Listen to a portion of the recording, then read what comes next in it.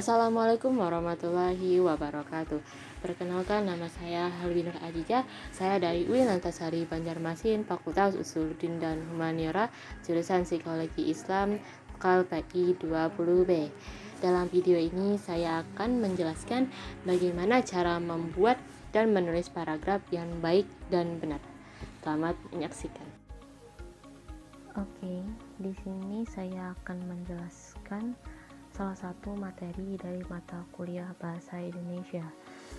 Dosen pengampu Rahmat Rizkiansyah, SPDI, SAP, MPD. Jadi materi yang akan saya jelaskan yaitu membuat dan menulis paragraf yang baik dan benar. Di sini saya akan menjelaskan 5 materi dari judul tersebut. Yang pertama yaitu pengertian paragraf. Jadi di sini pengertiannya ada secara bahasa, istilah, dan para ahli. Yang kedua yaitu syarat-syarat paragraf yang baik. Di sini ada 3 yaitu kohesi, koherensi, dan kelengkapan. Ketiga yaitu macam-macam jenis paragraf. Di sini ada 3 yaitu deduktif, induktif, dan campuran.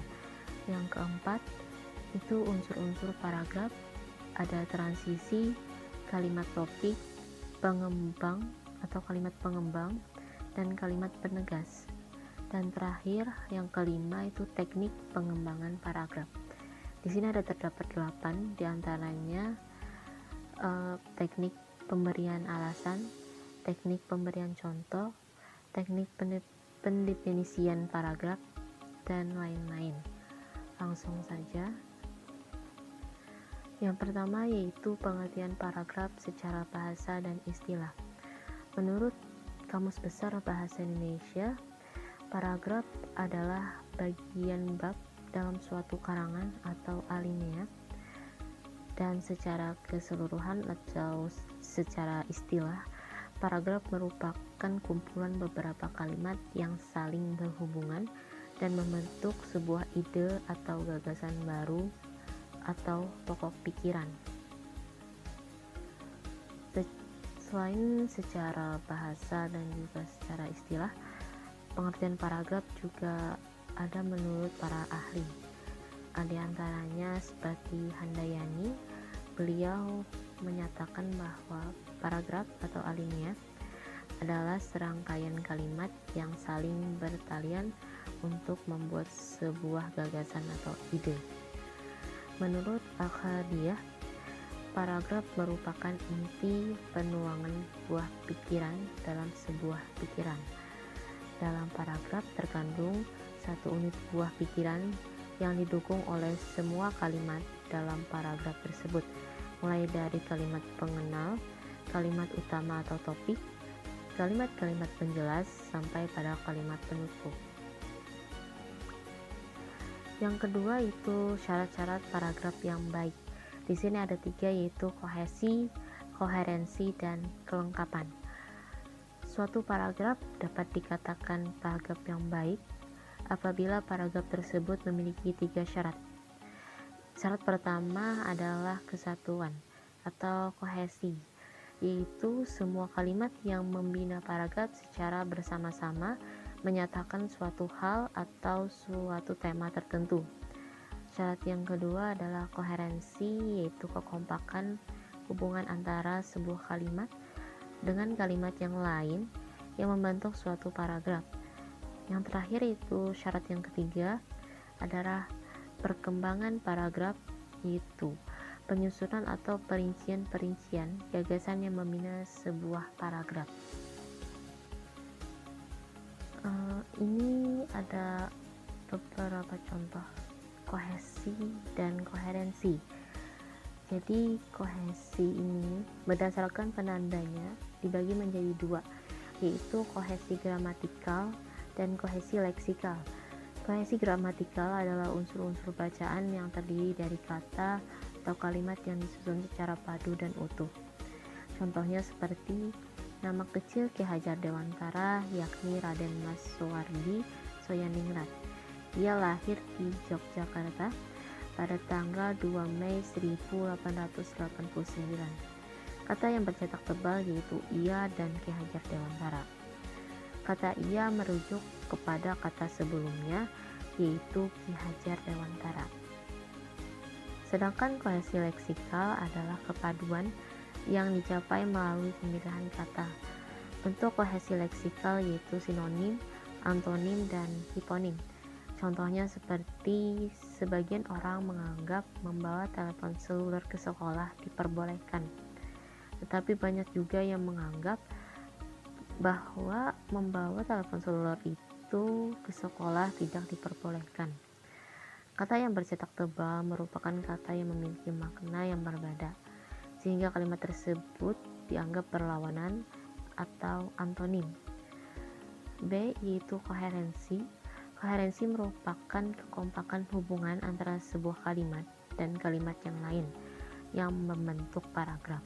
Kepaduan atau koherensi membuat karangan terpadu, konsisten, dan terpahami.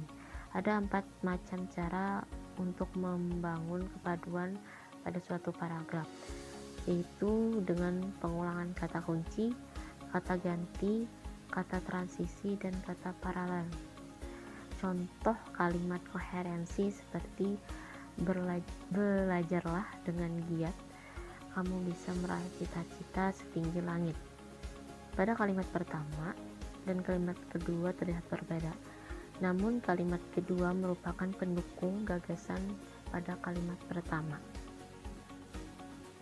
Yang ketiga yaitu macam-macam jenis paragraf. Jadi di sini terbagi menjadi 3 jenis, yaitu deduktif, induktif, dan campuran.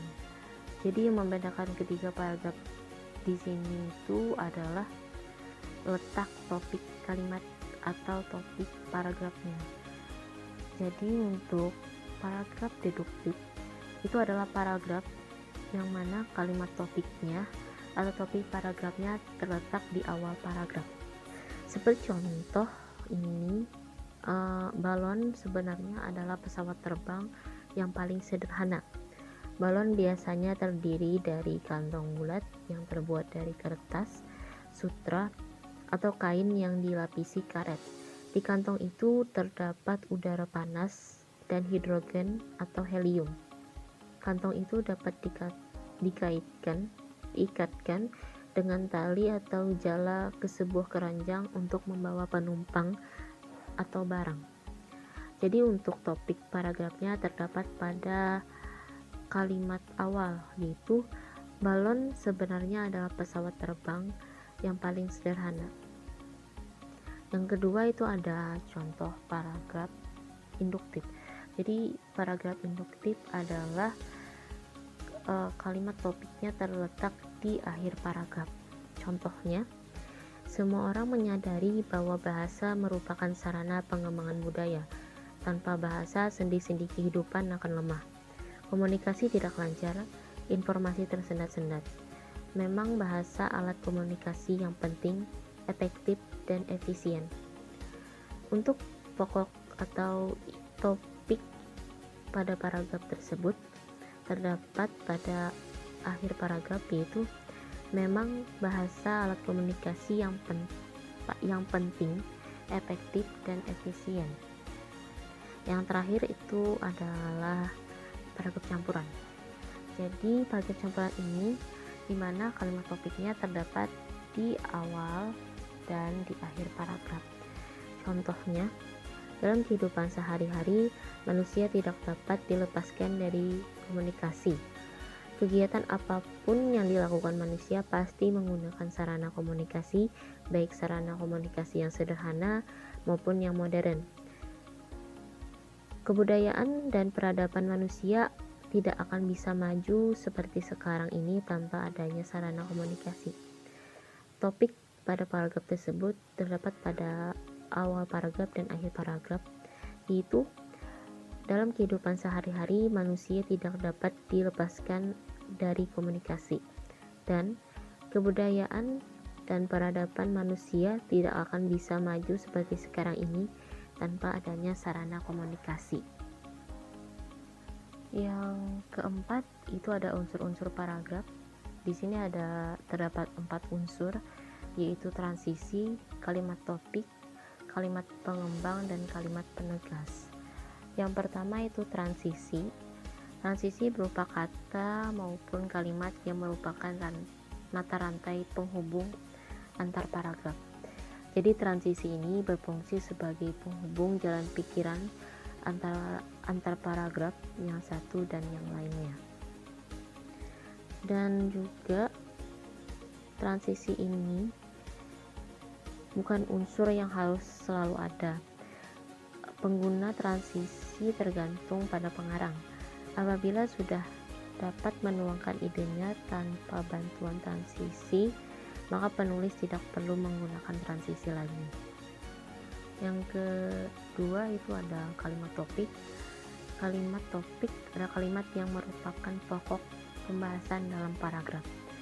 Jadi kalimat topik ini salah satu unsur yang paling utama dalam pembentukan sebuah paragraf, karena kalimat topik ini akan berfungsi menjelaskan apa yang ingin disampaikan dalam sebuah paragraf tersebut. Terus yang ketiga yaitu kalimat pengembang. Jadi kalimat pengembang ini adalah kalimat yang mendukung atau mengembangkan kalimat topik. Jadi setelah kita mendapatkan kalimat topik atau topik yang akan kita bahas, maka kalimat pengembang ini akan menjelaskan secara detail apa yang akan kita bahas atau apa yang akan dibahas dalam cerita atau paragraf tersebut. Terus yang D itu ada kalimat penegas. Jadi kalimat penegas ini adalah unsur paragraf yang terakhir, dan unsur paragraf ini tidak harus ada. Jadi jika pengarang perlu menjelaskan informasi, maka kalimat penegas harus disertakan. Maka sebaliknya juga, jika pengarang merasa informasinya sudah jelas dan pembaca memahami ide yang disampaikan, maka kalimat penegas pun tidak diperlukan lagi. Dan yang kelima ya ada teknik pengembangan paragraf. Jadi teknik pengembangan paragraf ini terbagi menjadi 8. Yang pertama saya akan menjelaskan 4 dulu, yaitu yang pertama ada teknik pemberian alasan. Jadi teknik pemberian alasan ini dimana paragraf yang ide-ide penjelasnya berupa alasan yang baik dan disertakan di bagian awal dan di akhir paragraf. Yang kedua itu ada teknik pemberian contoh, di mana pengembangan paragraf dengan cara menyertakan beberapa contoh. Jadi teknik ini di mana paragraf itu menyatakan beberapa contoh atau ilustrasi terhadap pernyataan atau pendapat yang dikemukakan. Itu bisa di awal atau di akhir paragraf. Yang ketiga itu teknik pendefinisian. Jadi di mana paragraf ini yang dikembangkan dengan teknik pendefinisian. Jadi paragraf tersebut merupakan paragraf yang mendefinisikan sebuah kata, istilah, atau tentang hal lain. Yang keempat itu teknik mendeskripsikan. Paragraf yang isinya proses, susunan, atau penggambaran suatu kejadian.